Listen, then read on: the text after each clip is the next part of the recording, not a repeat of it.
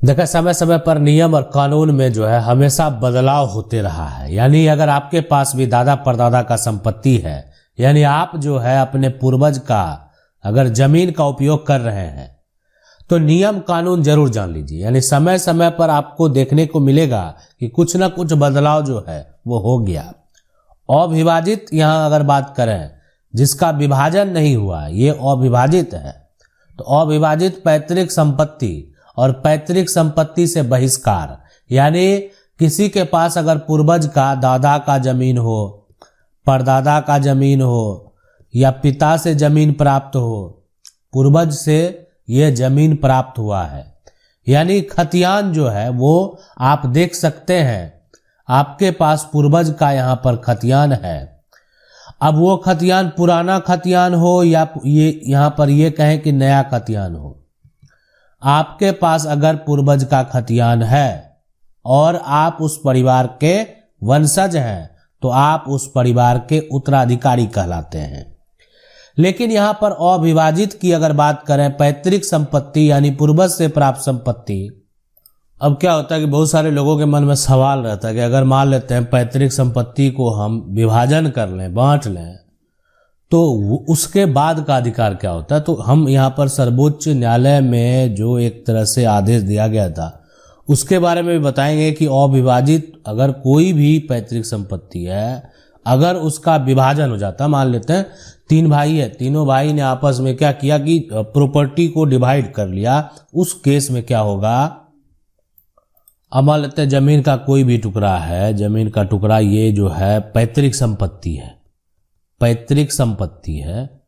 अब यहाँ पर इस पैतृक संपत्ति को क्या किया कि 3 भाई ने बाद में बांट लिया, बंटवारा कर लिया। बंटवारा जो है ये होता है कि एक बंटवारा मौखिक तरीके से किया गया, दूसरा जो है लिखित तरीके से किया गया। तो मौखिक हो या लिखित तरीके से किया गया हो, दोनों केस में अगर यहाँ पर बात करें सबसे पहले, तो क्या होगा कि आपने क्या किया, डिवाइड तो कर लिया, पैतृक संपत्ति को डिवाइड कर लिया।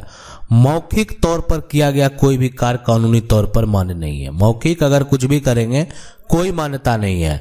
लिखित तौर पर करेंगे तो क्या होगा कि आपका जो खतियान है उसके अनुसार से यहाँ पर जो प्रॉपर्टी है, यानी बंटवारा करने के बाद जो है, तो एक बार जब अगर लिखित तरीके से कागजात बन गया ना, तो आप ये समझ लें कि यहाँ पर क्या होगा कि लिखित तौर पर कागजात बनने के बाद ये अब जो है अविभाजित नहीं हुआ, यानी इसका विभाजन हो चुका है। तो विभाजन अगर हो चुका है तो सुप्रीम कोर्ट ने जो है अपने एक तरह से अगर बात करें 2016 का इसके फैसले के बारे में बताएंगे। तो इसमें क्या हुआ कि एक बार अगर आपने विभाजन कर लिया कोई संपत्ति का, ठीक है, और विभाजन इस तरीके से किया कि सभी का कागजात अलग अलग हो चुका है, सभी का यहाँ पर डिटेल अलग अलग यहाँ पर दिखाई दे रहा है ना, और सभी का लगान जो है वो अलग अलग जा रहा है।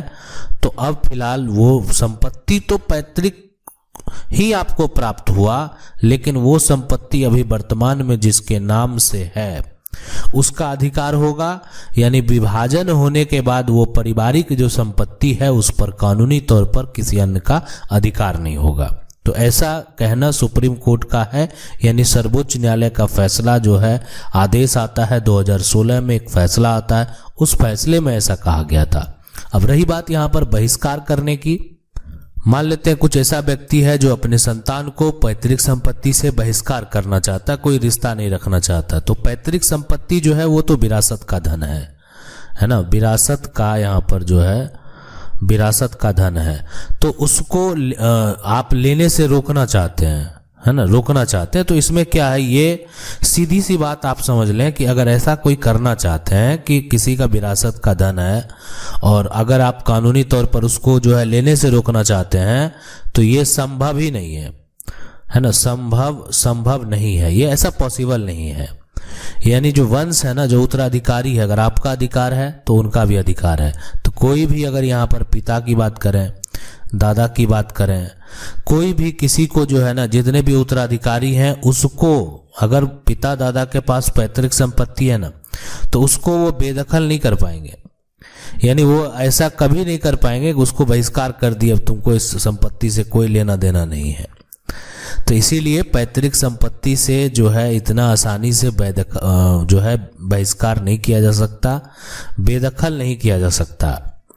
अब है कि इसमें हाँ, लेकिन इसका कोई ऐसा वैध कारण देना होगा। अब सवाल यहाँ पर यह उठता है कि अगर किसी को संपत्ति से जो है आप बहिष्कार कर दिए हैं, तो ऐसा कोई सिचुएशन है जो संपत्ति से उसको बहिष्कार किया जा सकता है।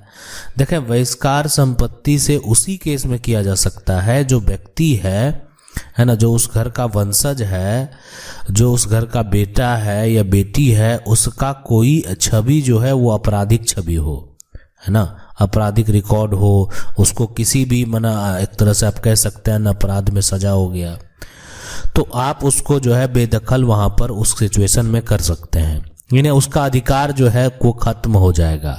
इसके लिए भी नियम है, कानून है, इस प्रक्रिया को आपको समझना होगा कि आखिर यहाँ पर जो है कोई व्यक्ति कब पैतृक संपत्ति से आसानी से बेदखल हो जाएगा। अब यहाँ पर जो है कि अगर कोई गलत तरीके से बेच लेता, मान लेते हैं यहाँ पर 3 हिस्सेदार है, एक जो क्या किया, मान लेते हैं वो क्या किया, संपत्ति को बेच दिया, ठीक है, बिना पूछे जो है बेच दिया। तो अब ये देखें, तीनों का अगर यहाँ पर बंटवारा हो चुका है और ये एक तरह से सभी का कागजात अलग अलग है, सभी का जो कागजात है ना, कागजात अलग है। अब उसके बाद इसको क्या किया, बेच दिया गया, तो वो स्वतंत्र है, बेचने के लिए बेच सकता है, कुछ नहीं कर पाएंगे आप। हाँ, आपको एक अधिकार प्राप्त है, उस अधिकार का आप दावा कर सकते हैं, यानी अगर वो देखना चाहते हैं तो आप संतोष सिंह वाला जजमेंट जो है वो जाकर देख सकते हैं, यानी आप जजमेंट स्टोरी जाएंगे, वहां पर आपको ये देखने को मिलेगा पैतृक संपत्ति को लेकर। लेकिन यहाँ पर अगर मान लेते हैं सभी का कागजात अलग अलग है, सभी का जमीन का रसीद अलग अलग कट रहा है, सभी का दाखिल खारिज अलग अलग है, तो यहाँ पर वो व्यक्ति स्वतंत्र है अपनी प्रॉपर्टी को बेचने के लिए। लेकिन अगर ये इसका बंटवारा नहीं हुआ है, प्रॉपर्टी ज्वाइंट है, दादा के नाम से है, परदादा के नाम से है, कोई एक हिस्सेदार जो है बिना अनुमति के अगर प्रॉपर्टी बेचता है तो वो वैध नहीं माना जाएगा, वैध जो है नहीं माना जाएगा।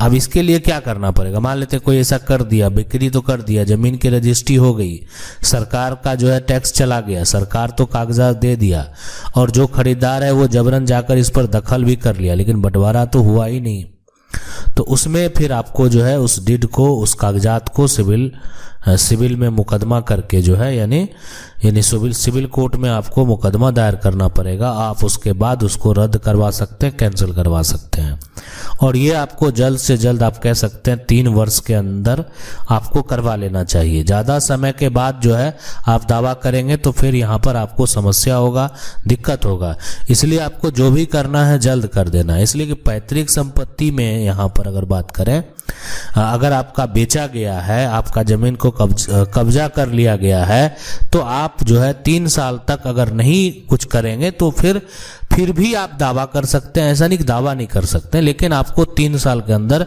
ये सारा कार्य कर लेना चाहिए ताकि किसी प्रकार का कोई दिक्कत नहीं हो।